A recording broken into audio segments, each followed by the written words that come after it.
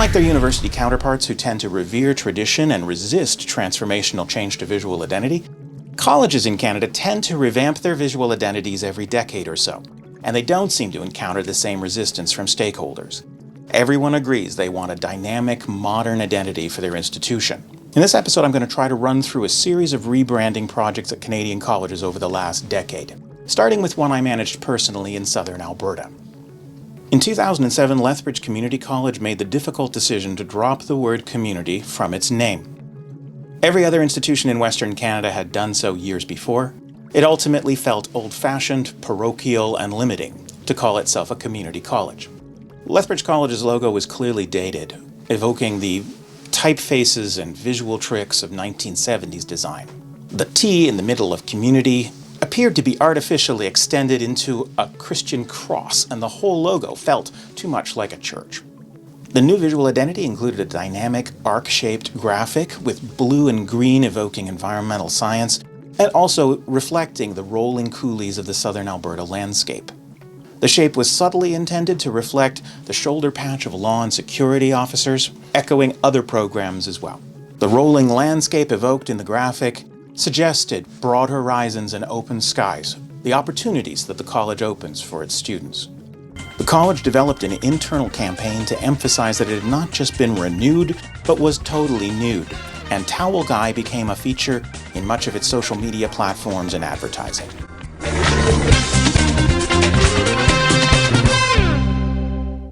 Also in 2007, Edmonton's Northern Alberta Institute of Technology launched a refreshed brand that was a major step forward for it as well.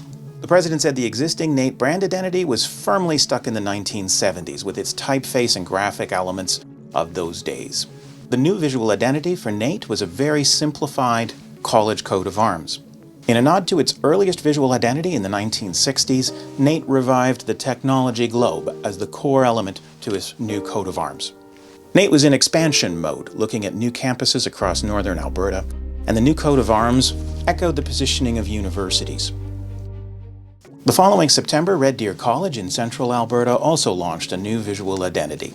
The old visual identity for Red Deer tried to do too much. It contained both the acronym and the full name of the college. It had swooping descenders from the R's and C's, and ultimately it tried to create the antlers of a literal deer's head from the letters RDC.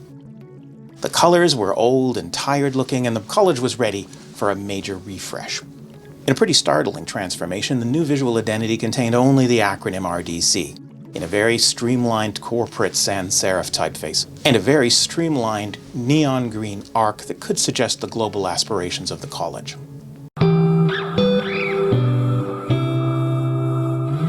Amongst the rolling hills of the prairies in the heart of central Alberta rests Red Deer College.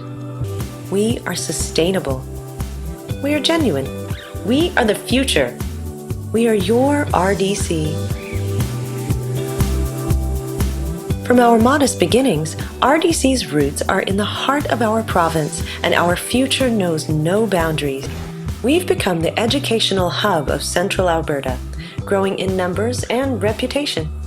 We are connected to our neighbors, to the world. This is my RDC. This is my RDC. This is my RDC. This is my RDC. This is my RDC. This is your RDC. In branding, three-letter acronyms pose difficult challenges in generating name recognition and understanding in the broader public. With a massive marketing budget like IBM or RBC, and over years of continued exposure, you can eventually imbue a three-letter acronym with the personality of a brand and connotations for the general public. But it's always dangerous for an advertiser with a limited budget to attempt to reduce itself to an acronym. Nationally, many people may not know what this logo stands for yet.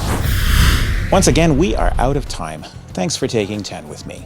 Please take a moment to subscribe to the Eduvation channel on YouTube or to the 10 with Ken podcast on iTunes.